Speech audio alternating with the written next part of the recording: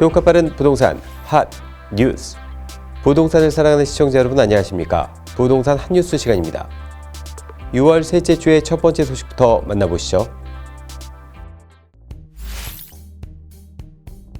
정부와 서울시가 재건축 재개발 조합원의 지위 양도 제한 시점을 사업 초기 단계로 앞당기기로 하면서 서울 강남구 대치동 음마아파트 등 안전진단을 이미 통과한 주요 재건축 단지를 중심으로 반발이 커지고 있습니다.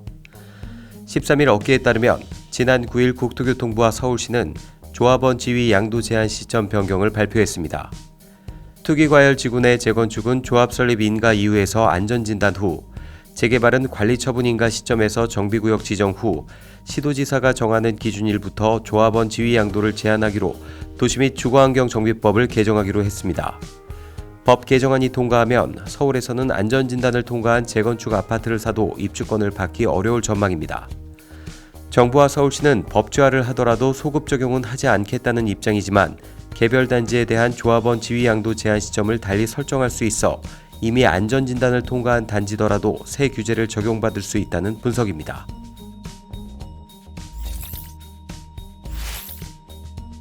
강남 4구 가운데 이주 수요로 들썩이던 서초와 송파와 달리 잠잠했던 강동구 아파트 전셋값이 급등하고 있습니다. 14일 한국부동산원에 따르면 강동구 아파트 전세 가격은 지난주 0.10% 올랐습니다. 전주 0.02%보다 0.08%포인트 오른 수준입니다. 올 2월 1일 0.12%의 상승률을 기록한 이후 19주 만에 최고치입니다. 강동구 전세 가격이 급등한 가장 큰 이유로는 대단지 아파트들의 입주가 끝난 점이 꼽힙니다. 실거주하는 세대가 늘어난 데다 나와 있는 물량이 큰 폭으로 줄었습니다. 상반기 강동구에는 약 4천 가구 가까이 입주가 이뤄졌습니다. 과거 큰 규모의 입주량이 들어섰던 단지의 재계약 시점이 돌아온 점도 전셋값 상승으로 이어졌다는 설명입니다. 2019년 9월 입주한 고덕 그라시움 전용 84제곱미터의 경우 입주 당시 4억에서 5억 원 중반 수준으로 전셋값이 형성됐습니다. 하지만 지난달 22일 거래된 같은 면적의 경우 8억 8천만 원으로 전셋값이 4억 원 가까이 상승했습니다.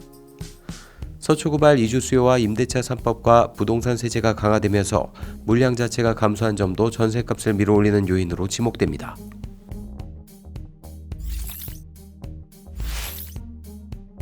서울 강남을 관통하는 황금라인으로 관심이 높은 위례신사선이 내년 착공을 앞두고 인근 부동산이 주목받고 있습니다. 14일 부동산 업계에 따르면 위례신사선은 위례중앙광장에서 출발해 가락시장, 하겨울, 삼성역, 청담역 등을 거쳐 3호선 신사역에 도착합니다. 전체 길이 14.7km의 정거장 11곳, 차량기지 1곳이 조성되며 사업비 1조 4,847억 원이 투입됩니다. 오는 2027년 위례신사선이 개통되면 위례신도시에서 신사역까지 이동시간이 기존 1시간에서 20분 내외로 줄어듭니다. 위례신사선이 주목받는 이유는 다른 지하철 노선과 달리 노선 전체가 강남권에 있어서입니다. 위례신사선 노선 인근 지역 부동산은 벌써부터 꿈틀대고 있습니다. KB 리브부동산에 따르면 위례신사선 기점인 위례중앙역 인근 위례자연앤 센트럴자이 전용 84제곱미터의 평균 매매가는 입주 2년차인 지난 2018년 12월만 해도 시세가 11억 원 수준이었으나 2021년 6월 16억 원을 기록했습니다.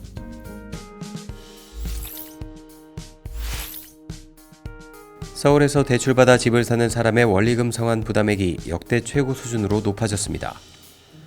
14일 한국주택금융공사 HF주택금융연구원에 따르면 올 1분기 서울의 주택구입 부담지수는 직전 분기 대비 12.8포인트 상승한 166.2로 집계됐습니다. 주택구입 부담지수는 중간소득 가구가 대출을 받아 중간가격의 주택을 구입할 때 원리금 상환 부담을 나타냅니다. 소득의 25%를 대출 원리금으로 상환하는 경우 기준 100으로 정해 수치가 높을수록 원리금 비중이 커진다는 의미입니다. 이 지수는 글로벌 금융위기 직전인 2008년 2분기 164.8로 정점을 찍고 2015년 1분기 83.7까지 떨어졌다가 이후 다시 올라 2016년 4분기 100을 넘었습니다.